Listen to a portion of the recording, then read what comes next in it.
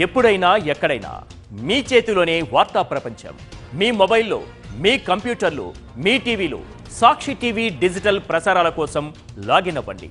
www.youtube.com/సాక్షి TV.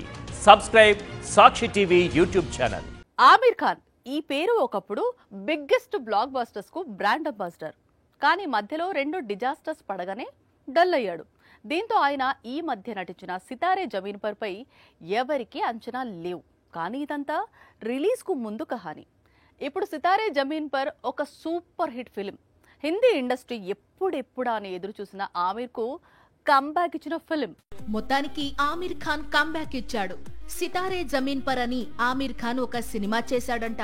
Release కు ముందు పెద్దగా క్రేజ్ లేదు అనే మాటల నుంచి ఇప్పుడు ఈ సినిమా సూపర్ హిట్ అయిందంటగా, ఆమిర్ ఖాన్ మళ్లీ కంబ్యాక్ ఇచ్చాడటగా అనే టాక్ తెచ్చుకున్నాడు. తానే నిర్మాతగా, తానే హీరోగా మారి తెరకెక్కించిన సితారే జమీన్ పర్ చిత్రం ఇప్పుడు ప్రపంచ వ్యాప్తంగా 200 కోట్ల వసూళ్లను దాటింది. ఆమిర్ ఖాన్ ఖాతాలో మరో డబుల్ సెంచరీ మూవీ పడింది. సితారే జమీన్ పర్ కు నిజానికి మిక్స్డ్ టాక్ వచ్చింది. కానీ మూవీని ఆమిర్ ప్రమోట్ చేసిన విధానం ఈ సినిమాను సక్సెస్ వైపు నడిపించింది. ఇండియాలోనే 150 కోట్ల వైపు పరుగులు తీసేలా చేస్తున్నాయి. ఇంకా ఓటీటీ రైట్స్ ను ఆమిర్ ఖాన్ అమ్మలేదు.